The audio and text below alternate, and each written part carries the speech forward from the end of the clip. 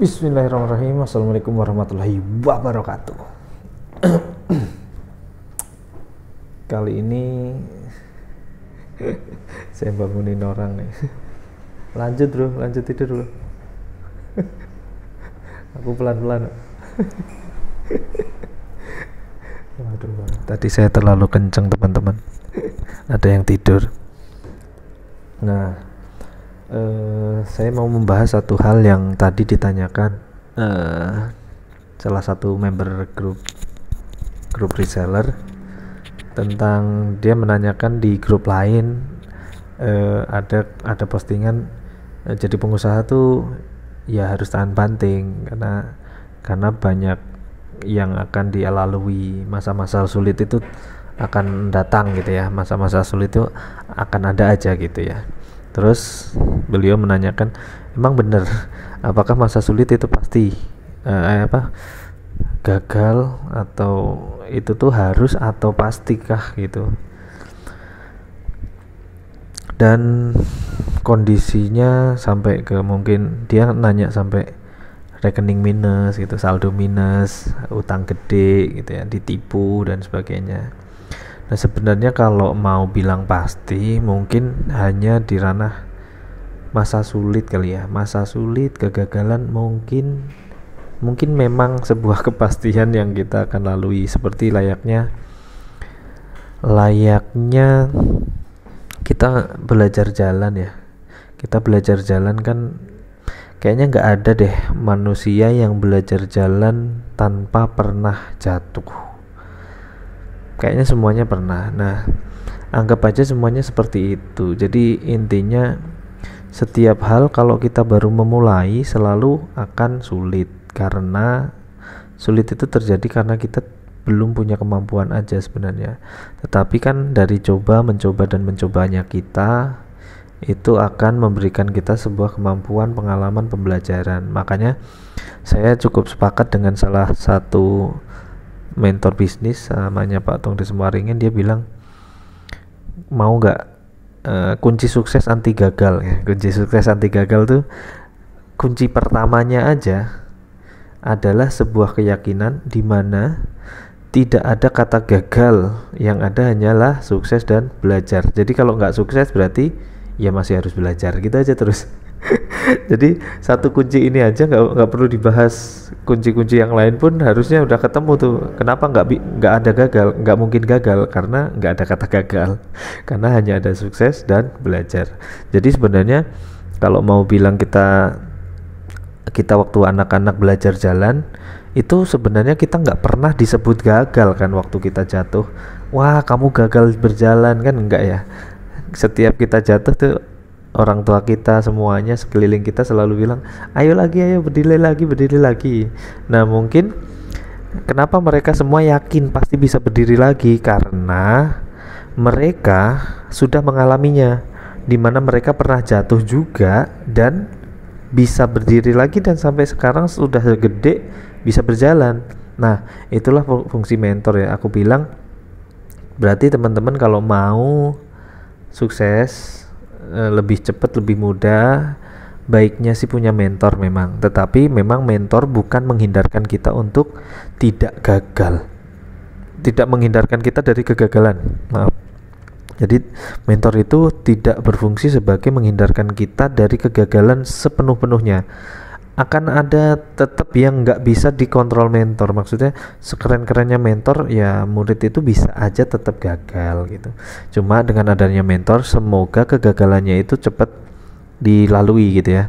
Maksudnya segera bangkit lagi, atau kegagalan-kegagalan yang nggak perlu bisa dikasih tahu duluan sehingga kita ngelewatin jalan yang benar, sehingga kegagalannya bisa diminimalisir. Tetapi kalau sampai apakah harus rekening minus, terus ditipu, utang gede, meskipun saya mengalami itu, tapi saya sangat yakin sebenarnya Allah tidak pernah mengharuskan itu sebenarnya. Karena gagalnya kita sebagai pebisnis itu ya tatarannya banyak. Bisa jadi emang ketipu, oke saya pernah ketipu. Utang gede, yes saya pernah utang gede, tapi Utang gede saya itu bukan karena bisnisnya. Jadi sebenarnya kalau karena bisnisnya, bisnis kita bisa fokus sama tuntunan-tuntunan Allah tuh yang ada di dalam Al-Quran. Soal kalau kita bahas tentang riba, logika-logika riba, tentang mindsetnya, kenapa Allah nggak suka riba, Allah mengharamkan riba sebegitu haramnya. Nah, aku bilang aslinya kita itu sedang dilindungi sama Allah untuk nggak gampang punya mentalitas hutang sebenarnya.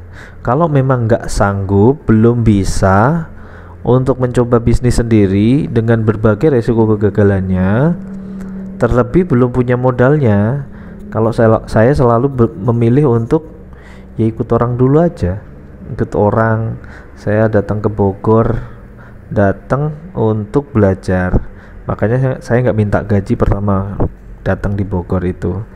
Ya alhamdulillah dapat pembelajarannya, yang mana sebenarnya saya melakukan banyak sekali kegagalan, tapi kan yang nanggung si bos ya. Yang nanggung si bos, dan bagi bos kegagalan saya itu sangat kecil. Meskipun kalau saya yang mengalami kegagalan itu, saya akan ngerasa sesek karena saya nggak punya kapasitas sebesar itu untuk menanggung kegagalan sebesar itu. Bagi saya besar waktu itu, dan bagi bos itu kecil, sehingga lanjutin aja, namanya juga belajar gitu. Jadi alhamdulillah sampai hari ini saya melakukan hal itu, dan tim saya juga saya perlakukan seperti itu. Akhirnya ya beberapa tim saya ya kalau pas menghasilkan kerugian ya sudah, asalkan dia memang sudah berusaha, emang udah mati-matian, ya mau bagaimana lagi. Nah, jadi sebenarnya kalau gagal kemungkinan memang pasti kayak orang jalan aja tadi, jalan jatuh, tetapi kan nggak harus jatuh sampai patah kakinya. Nah kayak gitu loh, paham ya? Nah kalau di bisnis ya gagal sih gagal, cuma enggak ada yang membuat itu pasti gagalnya itu dalam bentuk utang gede, enggak pasti gagalnya dalam bentuk ketipu gede, ketipu kecil atau apapun. Tapi mungkin gagal yang mungkin dan yang memang sangat mungkin terjadi itu ya kayak anak kecil belajar jalan ya jatuh biasa aja gitu. Kita juga mungkin yang jatuh biasa atau gagal biasa aja itu ya di dalam bisnis paling produk nggak laku gitu ya. Produk nggak laku tapi karyawan tetap masih digaji. Nah kalau udah nggak kuat gaji, waduh gimana ya, banyak mungkin yang bilang wah kita kan entrepreneur harus sanggup untuk menghidupi mereka terus ya. Kalau saya sih mungkin sayanya yang belum sekapasitas itu. Kalau memang belum sanggup gaji mereka, udah nggak sanggup, ya saya bilang nggak sanggup. Saya jujur aja gitu. Karena bukan saya pemberi rezeki.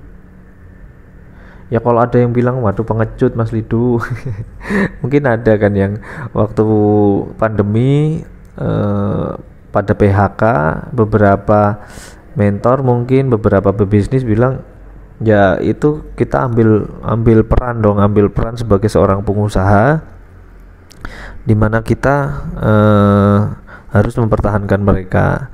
Ya kalau memang masih ada uangnya ya yes oke. Tapi kalau sampai saya harus berhutang membayar mereka, sepertinya belum. Tapi saya carikan jalan-jalan lain. Makanya kayak Airbnb kemarin kan juga pernah KO kan, waktu pandemi kan dia anjlok jatuh turun bawah, dan mereka sampai harus memecat kalau nggak salah mem-PHK separuh karyawan mereka, ribuan kayaknya ya, saya lupa berapa jumlahnya. Tetapi upayanya mereka untuk membuat mereka dapat kerjaan lagi tuh ada gitu, dibikinin website lowongan kerja, ngasih tahu bahwa ini karyawan terbaik Airbnb lagi kosong loh, ada yang mau pakai nggak, ada yang mau meng-hire mereka nggak, ini didikan kami luar biasa gitu. Jadi sampai digituin, sampai dipasarkan, jadi karyawan-karyawannya dipasarkan. Dan cara menyampaikan PHK-nya juga cukup baik, dan mohon maaf kalian dirumahkan bukan karena kesalahan kalian gitu. Jadi si ownernya juga mengakui ketidakmampuan mereka ya, tapi itu akhirnya ya sama-sama ikhlas gitu. Dan ya alhamdulillah sekarang malah melejit luar biasa ini Airbnb. Ini melejit luar biasa. Airbnb tuh kalau di sini mungkin kayak ini ya, apa ya di sini ya, Airbnb ya kayak Traveloka gitu ya, akomodasi gitu ya, akomodasi buat perhotelan tapi pakai aplikasi gitu. Nah itu mungkin jawaban saya. Gagal sepertinya memang sebuah kepastian kalau kita mau meraih kesuksesan seperti layaknya orang berjalan, tetapi gagal dalam bentuk apa nggak pernah disebutin, tetapi pasti gagal pasti. Yang harus kita pahami adalah apapun bentuk kegagalannya kita harus sanggup untuk bertahan, karena musuh kesuksesan itu bukan kegagalan. Nah nanti mungkin saya akan share tentang itu di video selanjutnya ya. Ternyata kalau mau sukses bukan kegagalan yang harus dihindari, karena ternyata bukan kegagalan lah yang menghambat kita menuju kesuksesan, tapi ada satu hal yang setelah diteliti ini adalah mungkin boleh dibilang satu-satunya hal yang paling berkontribusi besar dalam ketidaksuksesan kita, bukan kegagalan. Jadi kalau kita nggak sukses, bukan kegagalan yang berkontribusi atas ketidaksuksesan kita. Apa itu nanti kita akan bahas di video selanjutnya. Terima kasih, gitu aja. Karena ada video selanjutnya silahkan di subscribe, di like biar dianggap punya engagement dengan video saya, sehingga saat saya upload video berikutnya teman-teman bisa mendapatkan notifikasinya. Gitu aja dari saya, semoga bermanfaat. Assalamualaikum warahmatullahi wabarakatuh.